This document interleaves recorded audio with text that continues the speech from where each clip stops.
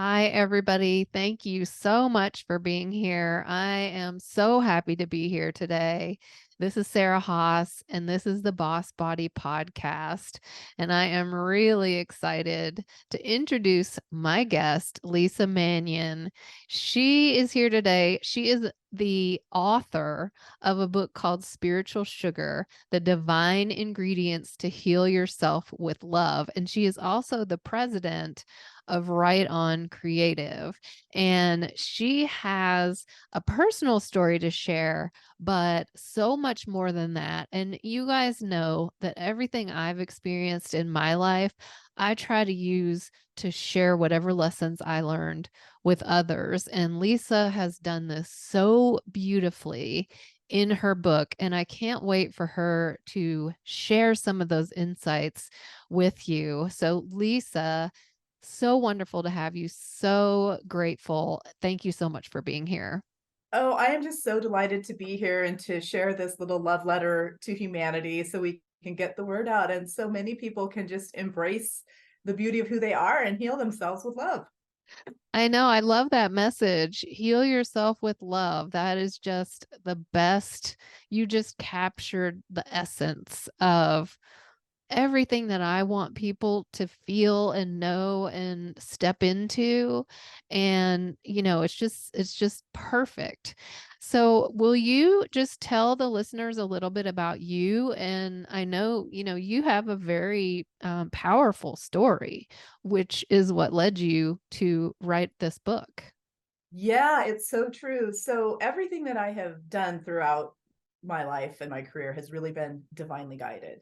And you mentioned that I have the business Right On Creative, and I was given this divine charge to teach marketing with integrity, which is kind of an oxymoron in the marketing, advertising, and copywriting arena. So I've been doing that for decades. And then in 2015, I got this download. I call them God nudges or divine downloads from the creator that said, you're going to write a book and it's going to be called Spiritual Sugar and it's going to be about healing with love. And at that moment, I was like, what?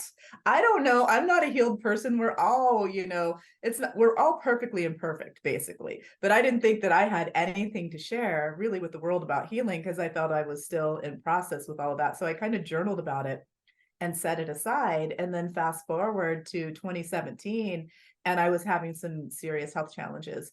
I wasn't sure exactly what it was yet, but I got another message that said, don't worry, you'll heal this with love. And I thought, oh my gosh. And it reminded me of the journal entry 2 years prior. So I pulled it out, of course, in true entrepreneurial fashion. I bought the domain name and started building out the brand while I was healing. But I was really, really surprised. And also, it made sense because I didn't pay attention 2 years prior when I got that message. I was supposed to dig in deeper. I was supposed to be a little bit more present to myself. There were a lot of things that I missed in that message. And when you don't pay attention to your intuition or those God nudges or divine downloads, you're going to be shaken into what's next for you. And that's what's happened for me. So I was gifted the opportunity to heal cancer with love so that I could show people it's not only possible, but that we are far more powerful than we give ourselves credit for. And it's really, truly important that we stay aligned with those divine messages that we get, because if not, we're going to get an even bigger lesson. And I really don't want anyone to have to go through what either you or I went through. No one wants to hear those 3 words, you have cancer. And that's what the diagnosis ended up being. And it was throat cancer. So think about that. I'm helping people get their message out into the world with my Right On Creative business. And yet my voice is being impacted, my throat chakra area, all of that. So it's all about, what are you saying and what are you not saying? So I always look at the root of everything and what causes any of the disease or illness in our bodies. And I've found that we've all experienced either abuse, trauma, or addiction. And all of that contributes to our health, along with the societal factors that we're not really being set up to be healthy, because a lot of the food out there isn't even real food. Things are being approved that are really not even good for our bodies. So it's very difficult to stay healthy sometimes when the options that are right in front of us are not actually promoting health. Yeah, and I agree so much with what you said about you got a little nudge. You can call it intuition, you can call it, the angels speaking to you, whatever you want to call it. And I think you get that soft nudge, and a lot of us don't listen to it. And then the message gets a little stronger, a little bigger of a nudge. And if you just keep ignoring it, eventually you get hit over the head with a hammer. And I fully experienced the same thing, with my own illness. And it's not that I don't want people to feel like you cause your own illnesses or it's your fault or anything like that, because it's just so normal and human to kind of have an intuition, but to be, you're scared, or you have a regular job and a 9 to 5, and you you kind of have a nudge to go out on your own, but it's scary. Or for me, it was my marriage was a big one. And I knew, that it wasn't good, and it wasn't gonna be livable in a good way for me for the rest of my life. And there were also stress. I was putting myself through so much stress and anxiety all the time. And that was the biggest one. That was the one that was always in the back of my mind, because I was doing so much right for my health. I was eating well, I was exercising, and I always kind of had that little tap on the shoulder that says, there's the stress piece. You're not dealing with that. You're not dealing with that. And I would get sick a lot. I would, get colds, get flu or whatever, and I would continue to ignore it. And eventually I ended up with breast cancer. And honestly, within probably the day of my diagnosis, it might have been, the week or 2 weeks. I can't, I don't, the time was so crazy. It's sort of all blended together. But I heard very clearly the message of, this is because you have to slow down. This is because you keep pushing yourself so hard. And guess what? Now you're going to have a year or two of doing nothing. And as terrified as I was, and as upset with having that diagnosis that I was, there was a little part of me in my mind that went, oh, thank God, now I have an excuse to rest. Now Oh, I I have an can, excuse yeah. to, I'm going to be sick. I'm going to be going through treatments. I can just lay on the couch all day and watch Netflix. And of course that got really old after a while. But the other thing that you said that really resonated with me is the part of your body where the illness shows up for you was your throat chakra, your voice. And you were Yeah. meant to write this book. You were meant to talk and share your knowledge, your wisdom with others. And for me, it was my left breast, right over my heart. And I had been through a divorce a few years prior. I had lost my dad, who I had somewhat of a rocky relationship with. And that's difficult, when you lose someone and you haven't worked through things. And I was still dealing with a lot of heartbreak. And I 100% agree with you that that is all connected.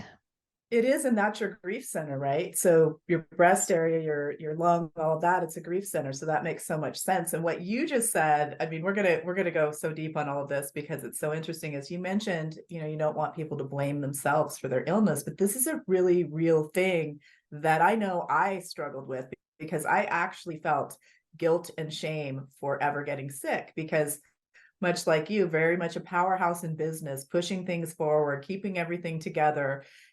Running a business is not easy. And, juggling life is not easy. And so when I wasn't able to be at full capacity for a while, I did go through the little bit of darkness of like, oh my gosh, what did I do? I mean, did I kill myself for this? And what is this? And is, really pushing forward and striving so hard for success on any level worth it? And my answer is absolutely not. We have to take care of our health first. And then you mentioned stress, and I cannot stress enough how important it is to manage our stress, because that is what causes the greatest illness in us too, and we don't even realize it often. And because the world is so fast paced, we're again not set up to sit back, relax, breathe, take the time that we need for things. And I often say sometimes, we need to slow down in order to speed up. We've got to regroup. And so that time that you took, just with that relief of, oh my gosh, I can actually lay on the couch and I don't need permission now. I have a reason to rest. And while that's beautiful, it's very indicative of the culture that has been created around pushing and going fast when we should be resting all the time and taking care of ourselves and creating some kind of balance. I'm not sure if balance is a true thing or not, but at least striving for it. Yeah, and you and I are so similar in being the type A, the achiever, overachiever, and I know a lot of that in myself comes from wanting outward validation, wanting to feel enough. And you can never get there. You can push and push, and no matter what level of success you achieve, whether that is your children, taking great care of your children, taking great care of your home, your career, whatever, your house, the success that shows outwardly, or even, physical beauty or fitness. And, we're always looking for the outward validation to feel like we're enough. And it's funny because I shared a lot of my journey on social media. I made videos and talked about my whole experience, and it was kind of cathartic for me, and also I knew I had to talk about it so that other people could hear my message. And a coach who happened to follow me on social media reached out to me, and she said, "I want to give you a free session. I just feel led to do this because your story, just really, really, I have things I want to say to you." And of course, I took her up on it. And one of the messages, the biggest one from her, said, "You don't feel like you're enough. That is what you've got to let go of. That's what's driving you to run yourself into the ground. That's the root of it, is not enoughness." And I can't tell you how many women, I mean, everyone that I talk to, that I'm friends with, my clients, we suffer with that not enoughness. Yeah, it's funny that you say that, not funny in a humorous way, but in a kind of an ironic way. One of the things that Neil Donald Walsh said is that was really profound. I was at one of his spiritual retreats, and I write about it in the book. As he said, "You are worthy and valuable because you are." Period. And that really struck me. And that was prior to the journey, but I was like, oh my gosh, wow, that's so powerful, because it brought tears to my eyes, because it made me realize, like, oh my gosh, I am striving for outside validation, and really everything comes from within, and we have to start there. And that's why I'm so passionate about sharing, let's heal ourselves with love. And it is an ongoing experience. And I have a dear friend, I mentioned her book in my book as well. Her name's Jennifer Huff, and she says, listen, you don't have to excavate everything. You can activate, but we do have to acknowledge it and let it go, right? If we dwell on the pieces that we feel like aren't perfect, then that can also cause some issues within ourselves. So we have to really realize that we truly are perfect and whole. There are areas that we may need to heal, but we don't have to dwell on them. And I think many people will kind of go down the rabbit hole of different healing modalities, and sometimes try to overcompensate with that, as opposed to just slowing down and backing up and realizing, you know what? I'm okay as I am. And all I need to do, when we break it down, though, really the only things that we need to do are eat, sleep, take really good care of ourselves. Of course, we do need to make a living, because that's the way society is set up. But the first priority should really be taking care of ourselves. And we're just not set up in society to do that anymore. And that's why it's so important for you to share your story, and for me to share my story, and to ignite the spark of knowledge and belief in oneself, so everyone can be healthier.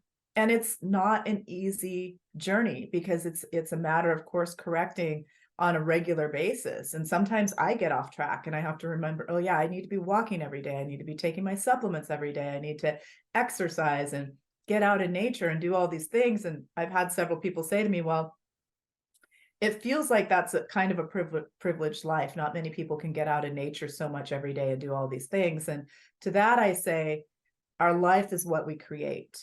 And anyone can make the changes and commit to themselves to include these things into their routine.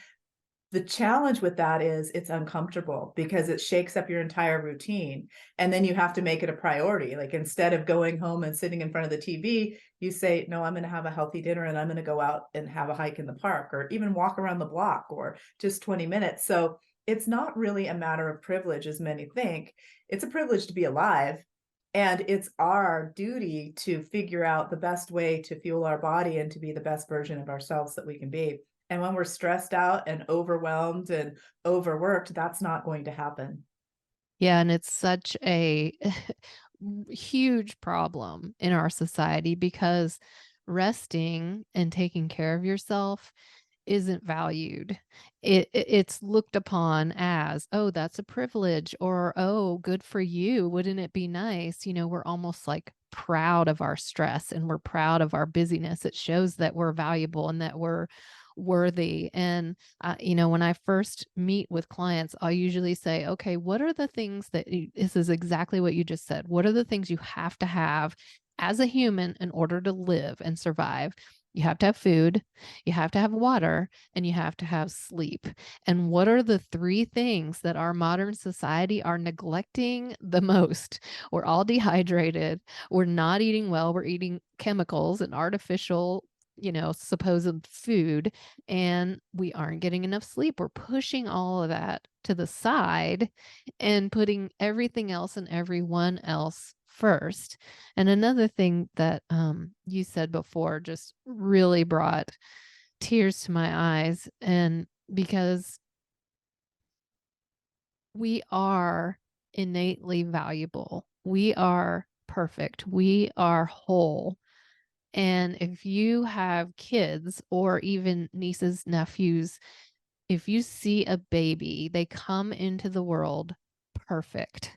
And, I realized this when I had immediately when I had children, I was like, oh, this is how the higher power, spirit, universe feels about me because I was born perfect as well. And my kids, no matter what they ever go through, no matter what happens to them, no matter what mistakes they make, no matter what they do, all of that is superficial and they're still perfect inside.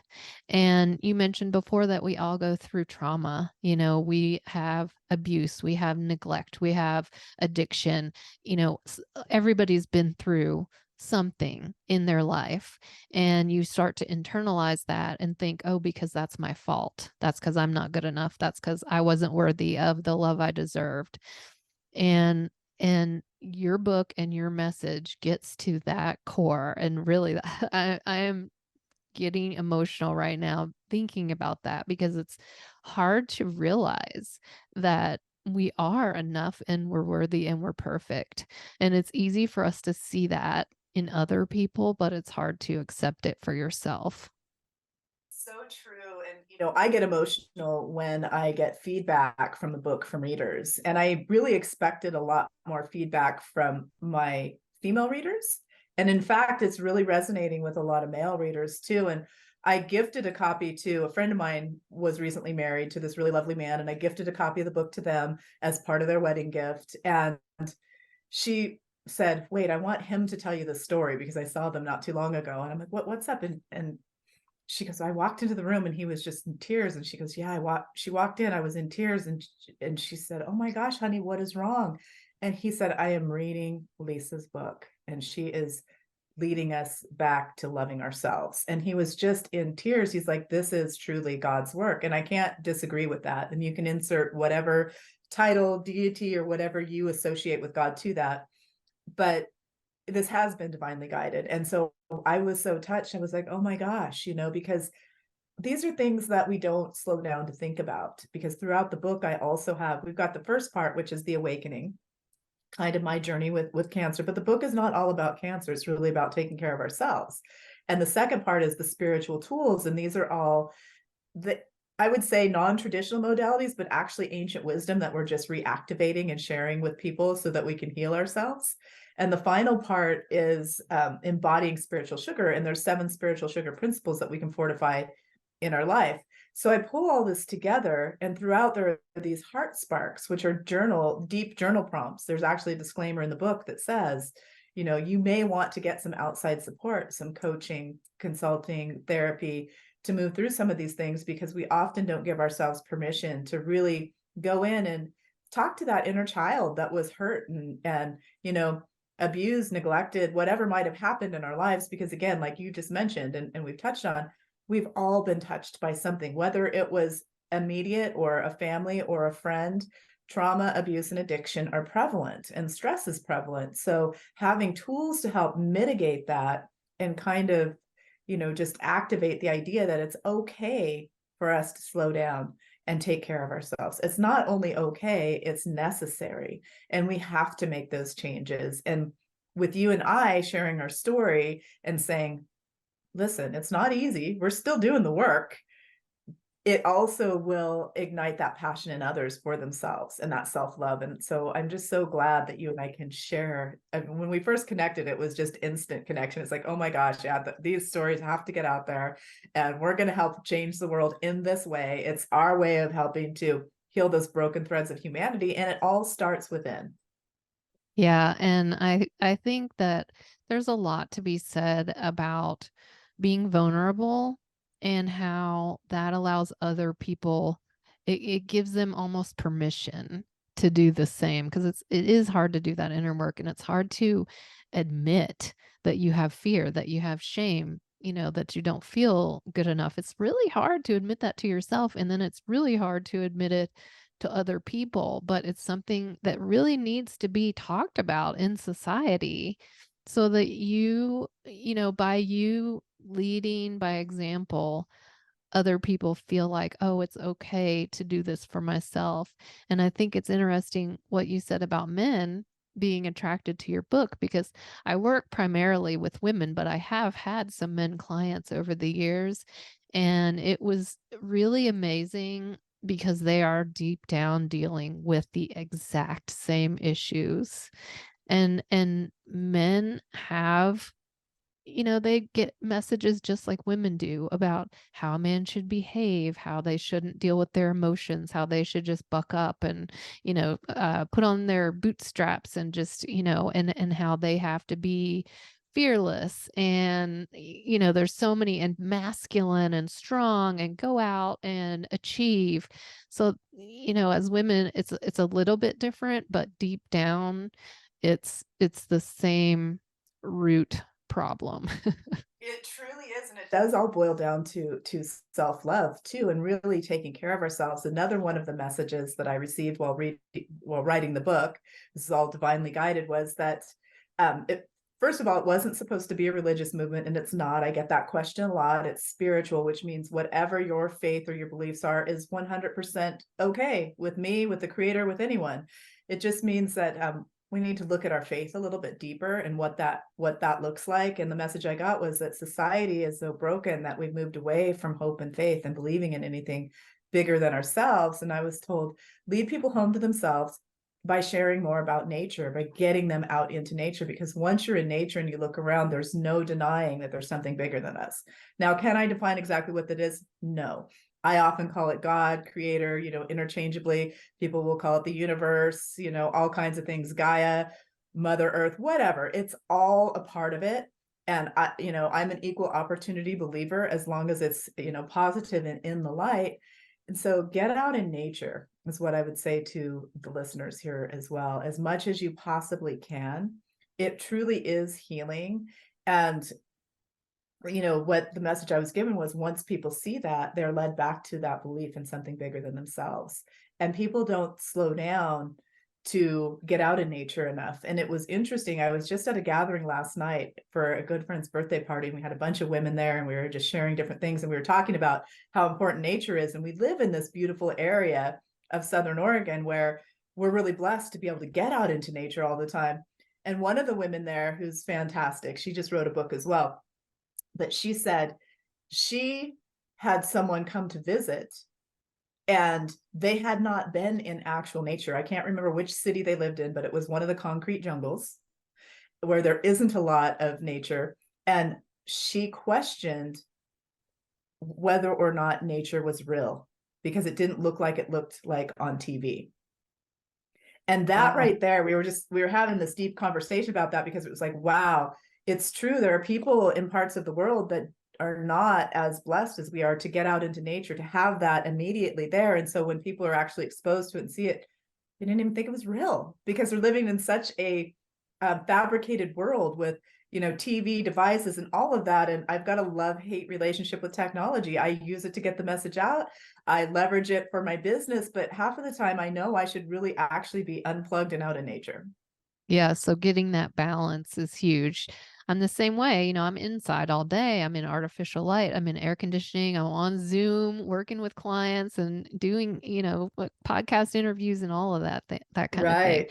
But I grew up in the country. I mean, I grew up way out in rural in the mountains in I did Tennessee. too. That's so funny. We didn't really talk about that when we talked last, but I grew up in a town of maybe 300 people. Oh wow. Yeah, and So for me, really, yeah. it was every day.